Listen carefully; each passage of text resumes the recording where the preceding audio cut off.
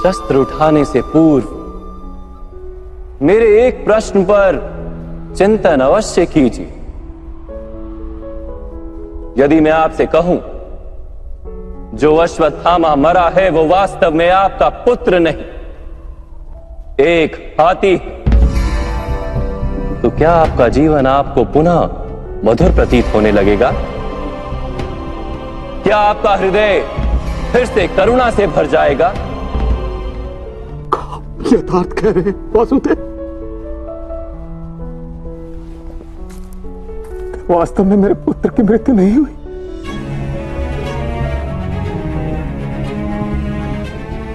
यदि आज आपके पुत्र की मृत्यु नहीं हुई तो कल होगी। विश्व में कौन अमर रहता है गुरुद्रोण?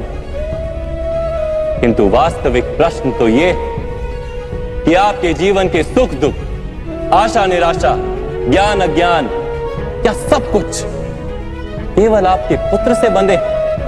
क्या आपके जीवन का दूसरा कोई मूल्य नहीं? क्या आपकी सारी शक्ति, सारा ज्ञान केवल आपके पुत्र के लिए? खुश, मेरे कारण वो संसार में आया। उसने मुझे सुख, सम्मान और स्नेह दिया। मेरे लिए जीवन में उससे अधिक महत्व का कोई नहीं। क्या प्रत्येक पिता अपने पुत्र से अधिक प्रेम नहीं करता? तो विचार कीजिए गुरुद्रोण, जिस पुत्र के प्रति आपको इतना अधिक प्रेम है, उसे वास्तव में आपने क्या दिया? संपत्ति दी, सुख दिए, राज्य दिया, संस्कार दिए, विद्या दी, धर्म का ज्ञान दिया गुरुदेव। क्या आप उसे कुछ भी ऐसा दे पाए जिससे उसे आपके रक्षा की आवश्यकता ही ना?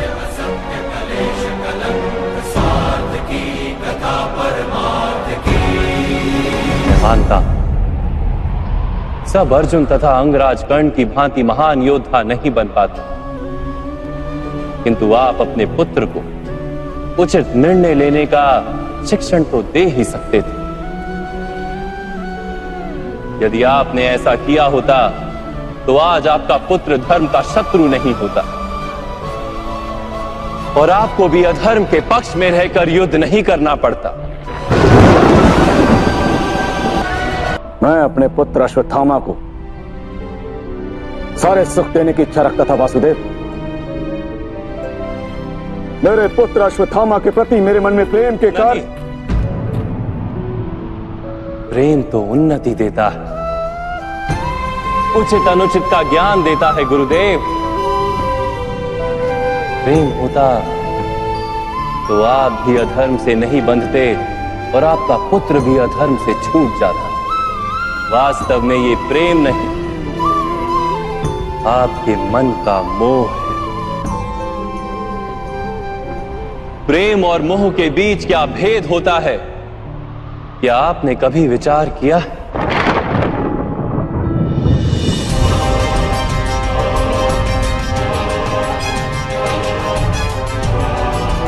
प्रेम से ही तो मोह का जन्म होता है वासुदेव।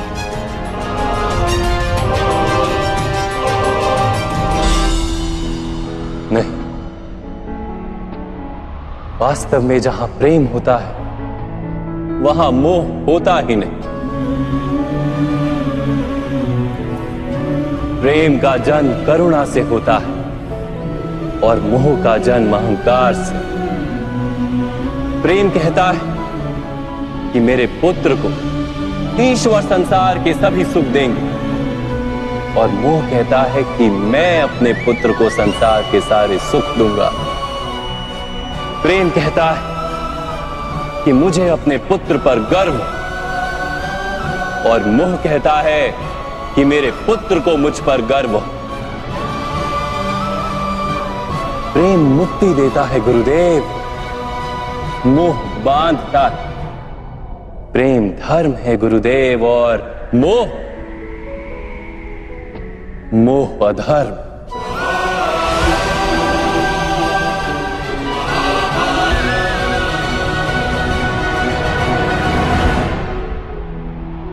आपने अपने पुत्र को आटे का घोल पीते देख अपनी साधना भंग कर दी थी। उसके स्थान पर अपने पुत्र को आटे के घोल से संतोष मानने की शिक्षा दी होती।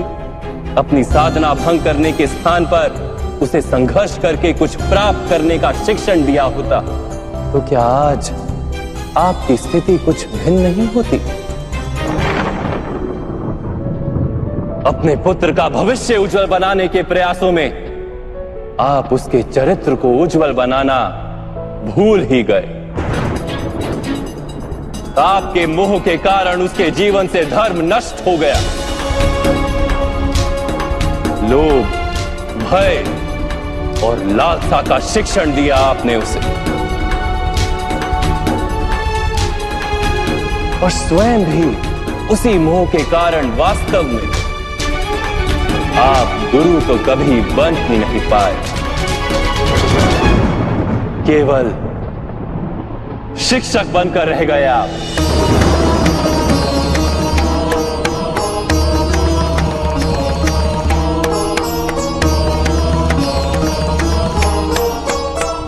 ऐसा क्यों कह रहे हैं वासुदेव?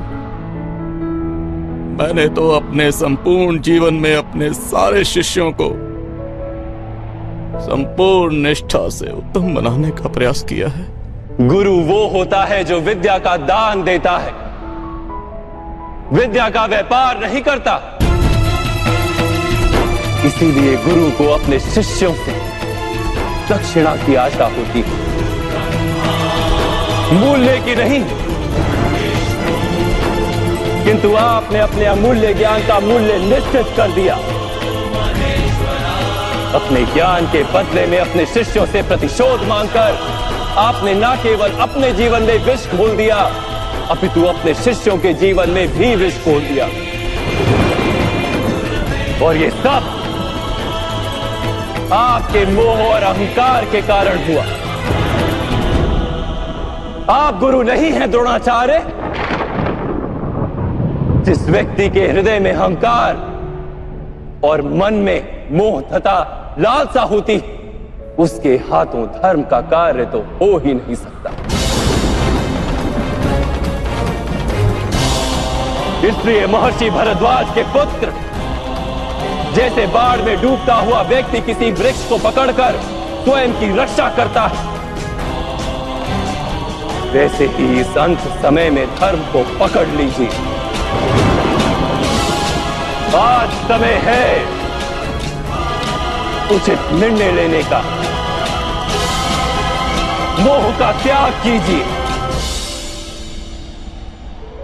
मैं इसी क्षण आपके प्राण ले सकता हूं, किंतु मेरी इच्छा है कि आप जीवन में एक उचित निर्णय स्वयं लें।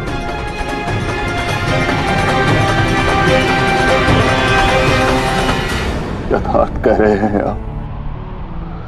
मेरा ही दोष था कि मेरे पुत्र अश्वत्थामा को दंड प्राप्त हुआ।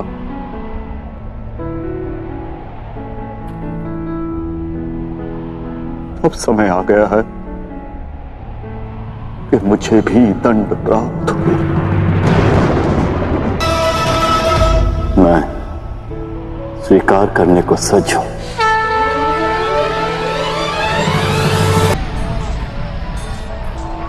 मेरा अंत समय आ गया है वासुदेव।